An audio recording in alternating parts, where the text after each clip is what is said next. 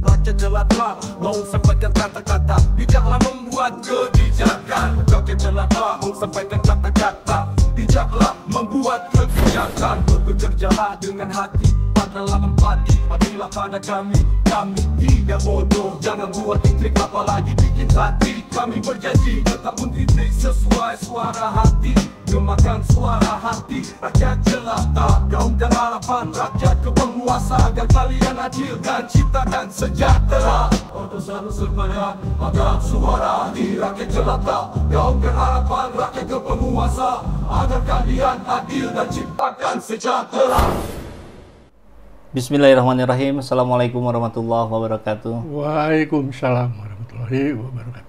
Terima kasih Pak Dindin sudah hadir di Ermol TV. Ya, sami-sami. Alhamdulillah pada hari ini saya yang didampingi oleh kuasa hukum akan memenuhi panggilan Polda Metro Jaya berkaitan dengan laporan dari Insinyur Joko Widodo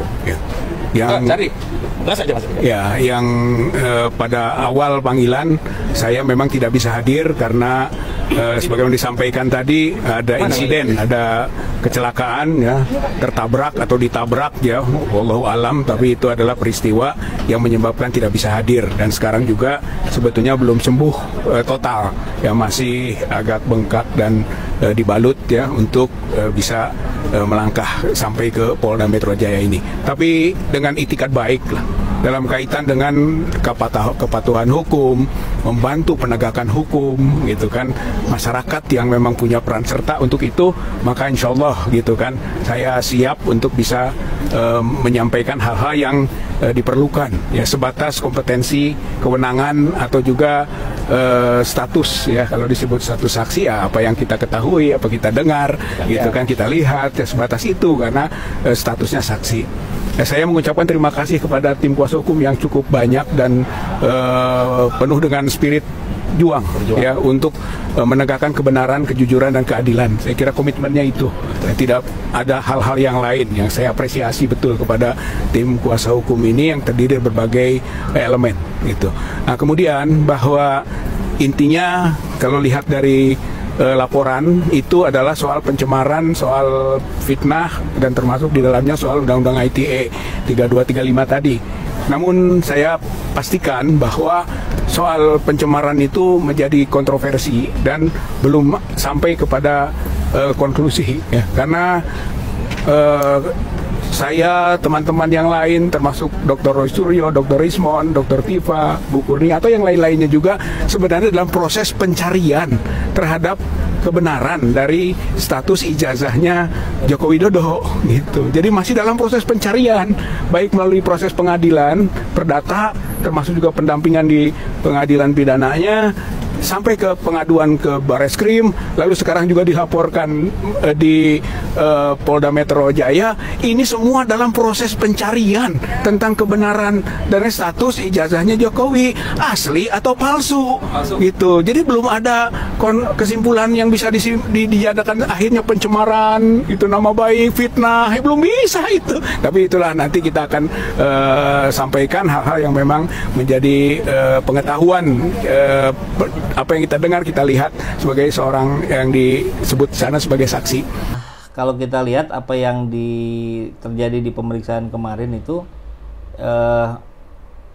ternyata kalau diukur, ditimbang-timbang antara yang di Bareskrim dan di Polda, kan di Bareskrim itu pelapornya bukan pelapor, Dumas ya, Dumas dari TPUA ya. Itu Desember 2024 ya. Dan sekarang sudah sedang proses pemanggilan. Nah, kemudian yang ini dilaporkan 1 hari, beberapa jam, ternyata katanya sudah termasuk BAP, sudah langsung masuk ke penyelidikan. Nah,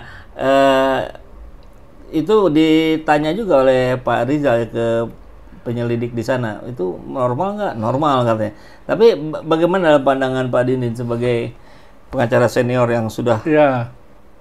Saya ingin mengatakan kalau soal normal atau tidak normal itu relatif ya. Memang bisa saja pada pengaduan hari itu di BAP dan semua dibereskan ya. Kalau memang permasalahannya bisa dibereskan 1 hari ya bisa, ya kan? Bisa ada saja. catatannya apa gitu? Enggak, maksudnya nggak ada catatan, tergantung juga kasusnya. Oke. Ya, cuma masalahnya saya soroti sebetulnya konteksnya di Bareskrim itu kan lebih dulu pelaporannya. Jadi hitungannya itu bukan dalam konteks pelaksanaan penyelidikan atau penyidikannya, tapi pelaporannya lebih dulu, berapa bulan gitu. Mengapa ini terbengkalai sekian lama? Mengapa ini yang baru nongol sudah itu langsung beres? Ini kan menjadi pertanyaan masyarakat banyak ya. Itu karena dalam praktek juga memang yang lebih dulu dalam proses pokok masalahnya yaitu soal ijazah palsu dan itu sudah masuk dalam ranah pelaporan dari masyarakat yang dilakukan TPUA, itu yang mestinya dilakukan lebih dulu prosesnya. Itu dalam prakteknya seperti itu. Harusnya malah ini kesalib, tiba-tiba pendatang baru ini bisa muncul lebih dulu. Itu yang sebetulnya lebih harus jadi perhatian semua pihak ya, termasuk pihak kepolisian juga. Bukan soal itu wajar tidak wajar ya. Kalau soal pemeriksaannya selesai 1 hari semua beres ya. Kebanyakan juga kalau perkara-perkara biasa lah bisa aja beres. Cuma yang ini satu ini menurut saya agak lumayan sebetulnya ya, kasusnya itu ya. Ya buktinya lihat di proses pemeriksaan yang disebut terlapor lidik ini ya Pak Rija, Ibu Kurnia segala. Itu nggak ada yang selesai 1-2 jam. Pak Roy aja barusan berapa jam ya? Jam 3 baru selesai. Nah, loh masa ini 1 hari bisa selesai semuanya gitu. Jadi orang jadinya berpikiran liar. Ya, berpikiran liar. Orang masyarakat melihat, apalagi orang yang sedikit paham hukum ya. Ya, apa ini sudah dipersiapkan semuanya gitu. Ya kan? Jadi ada dugaan-dugaan yang liar jadinya. Ini harus dihindari ya. Ya, polisi itu harus penyidik ya harus sampai ke situ. Gitu loh. Kemudian tadi istilah yang barusan itu terlapor dalam lidik. Itu apakah juga lazim? Ya. Artinya tidak ada nama sebagai terlapor, nanti terlapornya muncul dalam proses ini. Kan? Ya. Aneh ya juga itu ada narasi yang muncul yang dicocok-cocokin gitu. Dicocok-cocokin begini ya. Ini ada pelapor. Ya, dalam lidik ini kan juga ada pelapor ya. Ya. Si A si B yang diperkirakan dibidik disebut aja terlapor lidik. Gitu kan? Tapi dalam praktek namanya ditulis tidak di terlapor itu tuh. Biasanya dalam penyelidikan belum. Biasanya belum ya.